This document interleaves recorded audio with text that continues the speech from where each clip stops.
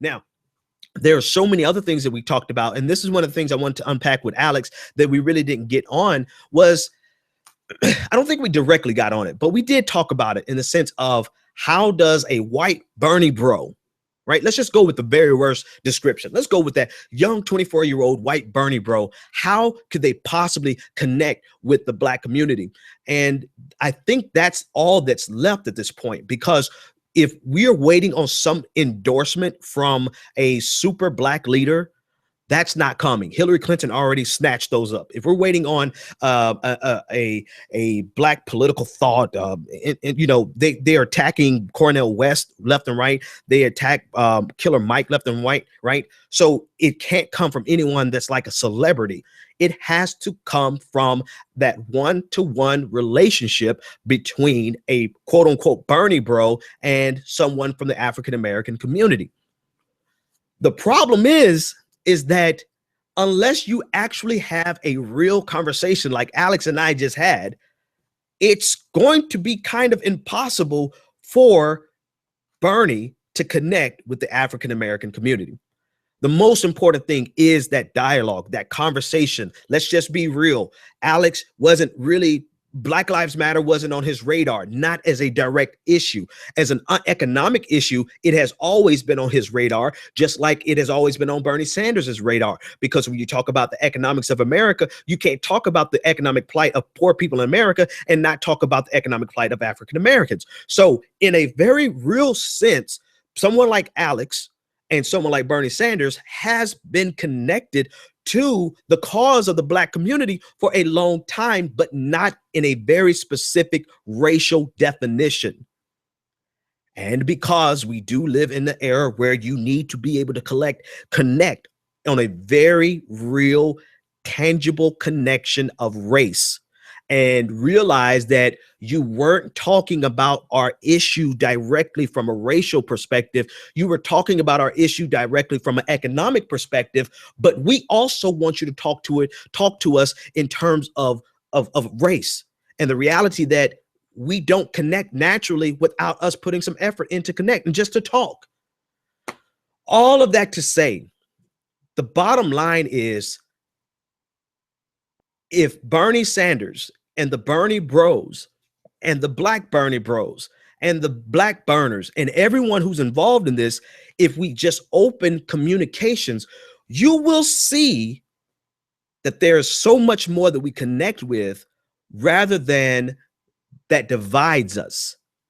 And that this false narrative, which is, I'm going to get on this next after this next call, this false narrative that's being pushed by Black media elite, like Goldie Taylor, like Jonathan Capehart, like Charles Blow, like Joy-Ann Reid, that false narrative can fall apart because you know what? The truth of them, here's a secret, and I'm going to take this call.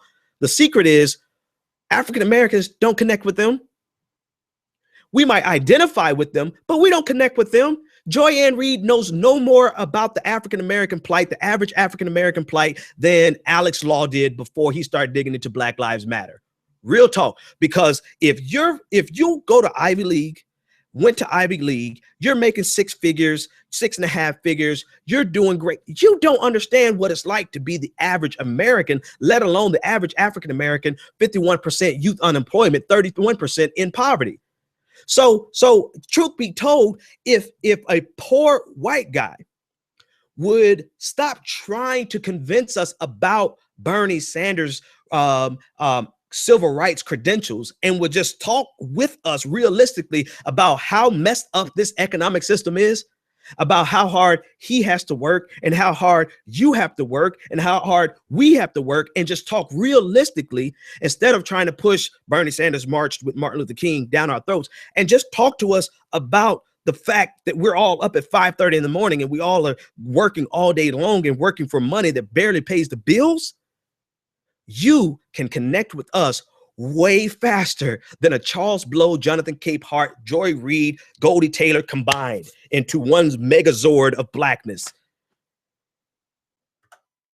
Fluffy Bunny says, Ben, are you saying Bernie really has no chance with Black voters? Absolutely not. I'm saying quite the contrary. I'm saying we have an opportunity. I'm saying it's going to be difficult. We have an opportunity to foster conversations between African Americans and white people who, this is the key thing, right? You have an entire group of people who are making money off of the exploitation between the difficulty of the conversation between black people and white people. They're making money off the fact that it's easy for them to paint Bernie Sanders and Bernie Bros as having a race problem. And what I'm saying is, if we pull their race card, pull their card, and foster these conversations and actually have some substance. And what that's going to require everyone from who's been deemed a Bernie bro to go further and deeper than what Charles Blow and Jonathan Capehart and Joy Reid and Goldie Taylor would ever imagine. Because to them, they expect you to do this and nothing more. They expect you to share a meme of Bernie Sanders being arrested or marching or protesting. And they expect the extent of your engagement with the black community to end there. If that is the extent of your engagement with the African American community, you have already lost, and there is no hope. But with conversations like we're having on the Sanders subreddit this week, conversations like I'm having on this show, the conversations that, for the love of God, the conversations that our black journalists should be fostering, but they're not. If we could have those conversations, then we would eviscerate this false narrative that Bernie Sanders has a race problem, because we will have conversations that they cannot break. Imagine if every Bernie bro, and I'm just going to use that because what the hell, every Bernie bro had a conversation with a black person like Alex and I just had. Let's just be real. You weren't really interested until it became a thing. You might have been interested from an economic perspective, but you didn't identify it as a racial component. Right? You didn't identify it specifically as a problem that's prevalent in the black community. And you're interested now. Why are you interested now? You want my vote. Okay, tell me why I should give you my vote beyond Bernie Sanders' March with Dr. King. You see that? I know I said a whole lot, because it is a whole lot. And the onus is on us who know better to do better.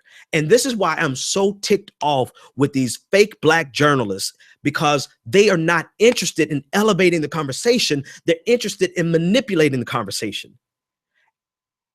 And they have the platform to actually change America at a very critical point.